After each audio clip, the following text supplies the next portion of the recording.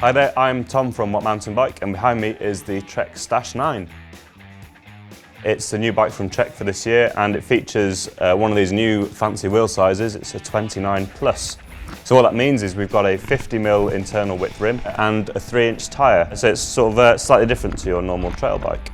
If you're sort of trying to keep up to date with all these new standards going on, the whole point of a plus size bike is that they offer loads of grip, quite a lot of comfort, and theoretically don't roll as badly as, say, a fat bike. And this is why there's loads of 650 plus and 29 plus bikes coming out this year. It's something which the bike brands are really jumping onto. The Trek Stache 9 is a hardtail, and I guess their whole point of it is that it's almost a replacement for a short travel full suspension bike. The large tyre at the back offers some damping, meaning that it's not quite so brutal at the back, but you get the benefits of the hardtail, so it's low maintenance, you've got no bearings and bushings to wear out and no shock to sort of faff around with. So I've had the bike now for probably about 6 weeks, and to be fair, it's one of my most ridden test bikes over the past year. It's ended up being a lot more fun than I thought it would be. I've ridden it around trail centres, our local woods, some steeper stuff, big days out on cross-country rides as well.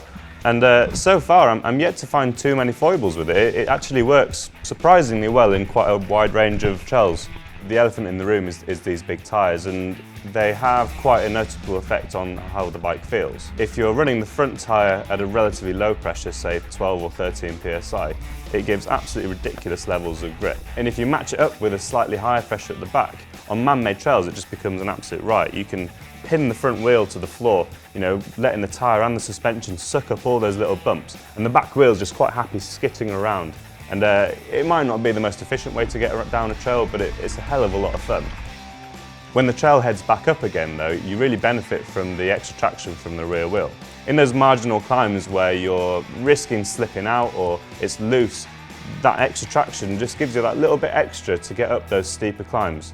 It's not going to be like a cross-country race bike. You're not going to sprint up the top of the hills in KOM smashing times. So on a climb which you might normally struggle with, I found it a really planted bike for going back up the hills. Coming down again, we've got geometry on the Trek which is actually really progressive.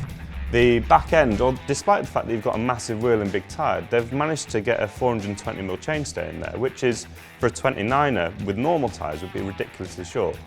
You've then got, I believe, a 628mm top tube in the size large, which is reasonable. It's not short and it's not the longest, but it's all right. And a head angle which isn't too steep as well. So it actually descends surprisingly well for a bike which has massive, massive tyres. So one thing we found with plus size tyres, whether it's on a 650 plus or a 29 plus, is that tyre pressure is absolutely critical. Unlike a normal trail tyre where you've maybe got a usable window of 7, 8 or 9 psi, we're finding with the plus size tyres that it's perhaps only 2 or 3. If the tyre pressures are too low, yes, you get loads of grip, but you get tyre squirm, you get tyre roll, and it feels quite vague. If you get it too high, and you end up with a tyre where you don't really get the benefits of the plus size tyre, you don't get as much grip, and it tends to ping off things a little bit, especially at the back.